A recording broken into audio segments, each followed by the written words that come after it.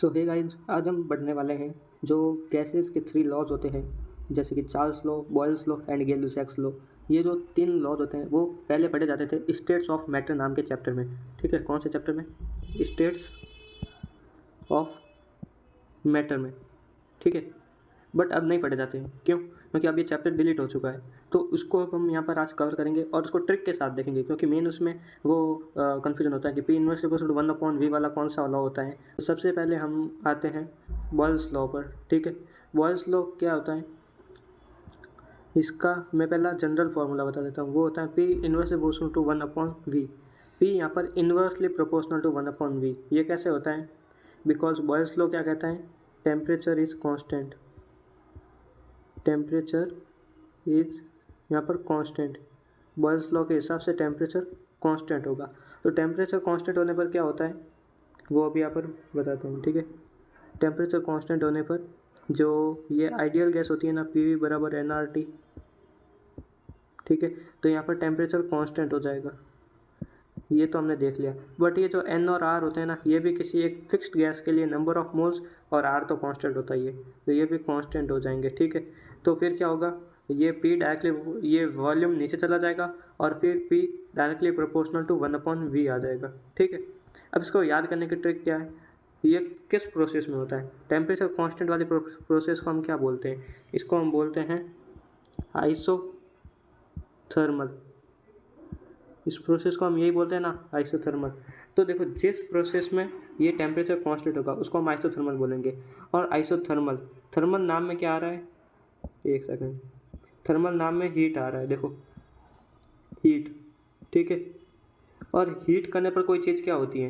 Heat करने पर कोई चीज़ बॉयल हो जाती है, बॉयल हो जाती है ना, तो इसलिए इस नाम में आया बॉयल्स लॉ। ये ऐसे लॉजिक लगा सकते हो याद करने के लिए। ठीक है, अब बात करते हैं गै-लुसाक्स लॉ के। ठीक है, दूसरा लॉ देखते हैं, गै-लुसाक्स लॉ।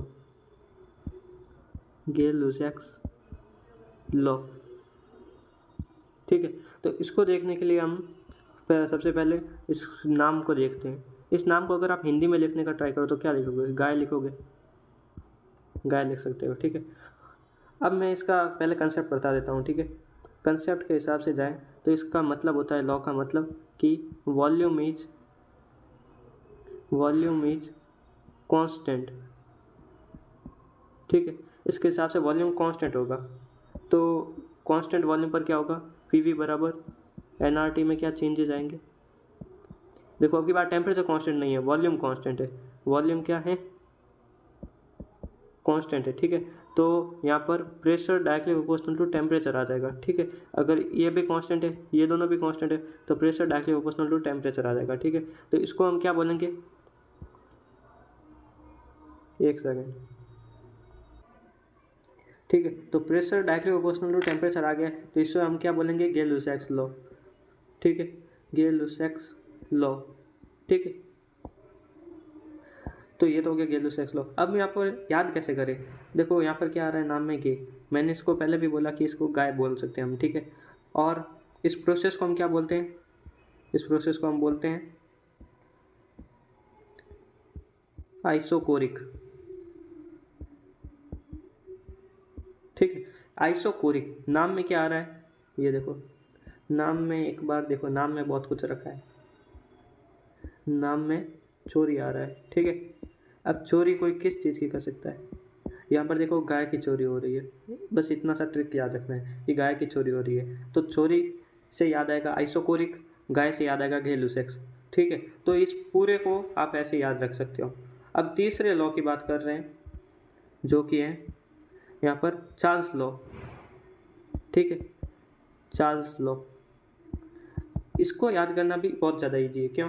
क्योंकि बाकी दो तो हो गए हैं, तो तीसरा क्या बचेगा? जैसे कि लॉजिक लगाते हैं यहाँ पर भी सीधा, पी वी बराबर एन आर टी होता है। ठीक है, हमने एक बार इसको कांस्टेंट कर लिया, एक बार इस प्रेशर को, सॉरी, एक बार टेम्परेचर को कांस्टेंट रख लिया और दूसरी बार वॉल्यूम को कांस्टेंट रख लिया। ठीक है, अब बचा क्या? प्रेशर। तो अब की बार अगर हम प्रेशर को कांस्टेंट रखेंगे, इफ़ प्रेशर इज कांस्टेंट, अगर हमने प्रेशर को कांस्टेंट रखा तो क्या होगा? तो देखते हैं क्या होगा। पी वी बराबर एन आर टी, ये इक्वेशन देखते हैं। यहाँ पर प्रेशर कांस्टेंट है, ठीक है, NR भी कांस्टेंट है। तो कांस्टेंट है, मैं उनको अलग कलर में लिखता हूँ थोड़ा, ठीक है। तो प्रेशर डिवाइडेड बाई NR, ठीक है, प्रेशर डिवाइडेड बाई NR, और ये वॉल्यूम मल्टीप्लाई बाय वॉल्यूम बराबर टेम्परेचर, ठीक है। इस जो कांस्टेंट टर्म थी मैंने उसको एक साइड नीचे ला दिया, ठीक है। तो ये तो कांस्टेंट हो गई, कांस्टेंट पूरा, ये पूरा एक नया कांस्टेंट बन जाएगा। तो यहाँ पर क्या आएगा, volume directly proportional to temperature आ जाएगा, ठीक है। तो इसको हम बोलेंगे क्या, चार्ल्स लॉ। देखो आपको कोई भी दो याद हो जाए ना, तो तीसरा तो अपने आप लॉजिक से ही लगा दोगे, बचा हुआ तो तीसरा ही होगा, ठीक है। पहला मैंने टेम्परेचर वाला बता दिया, वो बॉयल्स लॉ। मैंने एक बार वापस से समराइज करता हूँ, ठीक है। देखो फर्स्ट हमने क्या देखा था, टेम्परेचर कांस्टेंट था, टेम्परेचर वहाँ पर क्या था, कांस्टेंट, ठीक है। तो हमने उसमें क्या देखा था, उसको हमने बॉयल्स लॉ नाम दिया था। उसका लॉजिक क्या बताया था कि जब टेम्परेचर कांस्टेंट को हम थर्मोडायनेमिक्स में बोलते हैं आइसोथर्मल, ठीक है, आइसोथर्मल, ठीक है। तो आइसोथर्मल का मतलब क्या था, यहाँ पर थर्मल नाम आ रहा था, थर्मल नाम को हमने बॉयल्स लॉ से जोड़ दिया, ठीक है, क्योंकि हीट देने पर क्या होता है, कोई चीज़ बॉयल होती है। दूसरा हमने क्या जोड़ दिया, जो गेल लुसैक्स लॉ होता है ना, गेल लुसैक्स लॉ,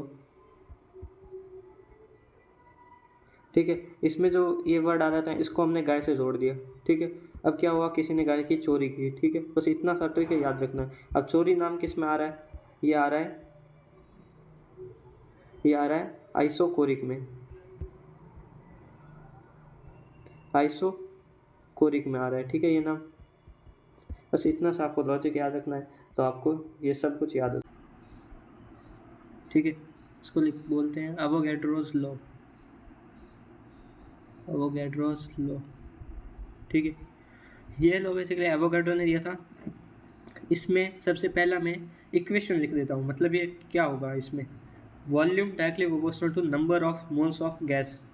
ये क्या है, नंबर ऑफ, एक सेकंड, नंबर ऑफ, ये है number of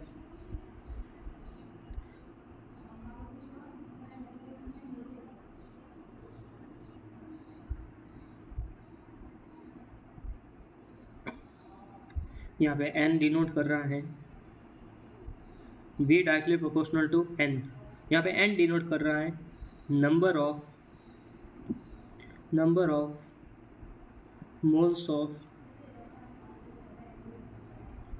number of moles of gas, ठीक है। जो भी आइडियल गैस लेंगे ना उसके नंबर ऑफ मोल्स, ठीक है। तो ये तो हमको पता ही है कि ये सब आइडियल गैस के इक्वेशन है।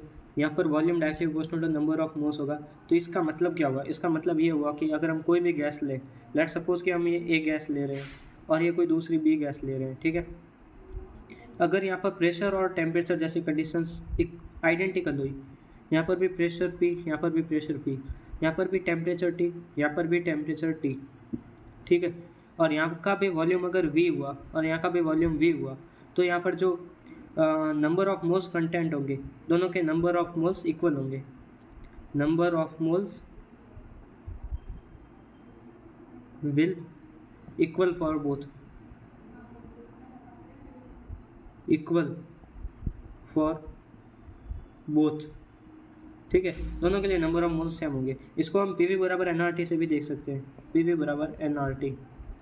ऐसे अगर हमने प्रेशर कांस्टेंट ले लिया, टेम्परेचर कांस्टेंट ले लिया, और आर तो कांस्टेंट है ही, आर तो कांस्टेंट है ही, ठीक है, आर बराबर कांस्टेंट, गैस कांस्टेंट है, ठीक है। तो हमारे यहाँ से निकल के क्या आएगा, volume directly proportional to number of moles. ये कहता है बेसिकली एवोगाड्रोस लॉ। तो हमने जितने भी हाईएस्ट पॉसिबिलिटीज़ हो सकती थी वो सारी कवर कर ली हैं। कैसे, जैसे कि सबसे पहले हमने P V equal to N R T में क्या देखा, ये क्या होती है, ये क्या चीज़ होती है, आइडियल गैस इक्वेशन, ठीक है, आइडियल गैस इक्वेशन। तो इसका यूज़ किया बहुत सारे साइंटिस्ट लोगों ने, उन्होंने किसी ने प्रेशर को कांस्टेंट रखा, किसी ने वॉल्यूम को, किसी ने नंबर ऑफ मोल्स को, किसी ने टेम्परेचर को, ठीक है। तो हम एक बार वापस से रिवाइज कर लेते हैं, ठीक है। सबसे पहले क्या, टेम्परेचर को कांस्टेंट रखा, एक सेकंड, सबसे पहले क्या कांस्टेंट रखा गया था, टेम्परेचर को, तो सबसे पहले टेम्परेचर कांस्टेंट रखा गया, ठीक है। तो इसको हम क्या बोल देते हैं, इसको हम बोल देते हैं बॉयल्स लॉ। टेम्परेचर कांस्टेंट आता है बॉयल्स लॉ। और ये क्यों हुआ बॉयल्स लॉ, इसकी ट्रिक भी मैंने बता रखी है और इसका कंसेप्ट भी मैंने बता रखा है, ठीक है। दूसरा, अगर यहाँ पर नंबर ऑफ मोल्स को छोड़ो, अगर वॉल्यूम को कांस्टेंट रखे तो, अगर वॉल्यूम कांस्टेंट रखे तो क्या होगा, तो वॉल्यूम कांस्टेंट रखने पर इसको बोलेंगे हम गे-लुजैक्स लॉ, गे-लुजैक्स लॉ, ठीक है। तो वॉल्यूम कांस्टेंट रखने पर ये आ गया। एंड अगर हम आइडेंटिकल प्रेशर एंड टेम्परेचर रखे, आइडेंटिकल प्रेशर एंड टेम्परेचर रखे, तो हमको क्या मिल जाएगा, हमको मिल जाएगा कि number of moles will constant, number of moles will directly proportional to volume, ठीक है। यही कहता है एवोगाड्रो का लॉ कि अगर एक सेम कंटेनर ले, सेम वॉल्यूम का दूसरी गैस भी ले, मतलब इसका भी वॉल्यूम भी, इस कंटेनर का भी वॉल्यूम भी, यहाँ पर एक ये गैस है, यहाँ पर बी गैस है, ठीक है। तो यहाँ का वो जो नंबर ऑफ मोल्स होंगे इक्वल होंगे, ठीक है, number of moles will equal. तो ये तो हमने देख लिया कि ये चारों गैसेस के लॉ होते हैं, ठीक है। और आपको ये समझ में भी आ गए होंगे। अगर आपको ये वीडियो अच्छा लगा ना तो एक लाइक तो बनता है, ठीक है। अगर चैनल पर नया हो तो यहाँ से सब्सक्राइब कर लेना। ऐसे ही अगर आपको कोई भी और वीडियो चाहिए इससे रिलेटेड तो ज़रूर कमेंट करें, मैं ज़रूर उसकी ट्रिक बना के आपको दूंगा, ठीक है। अगर आपको ये समझ में आई हो तो कमेंट में ज़रूर बताना। Okay, thank you.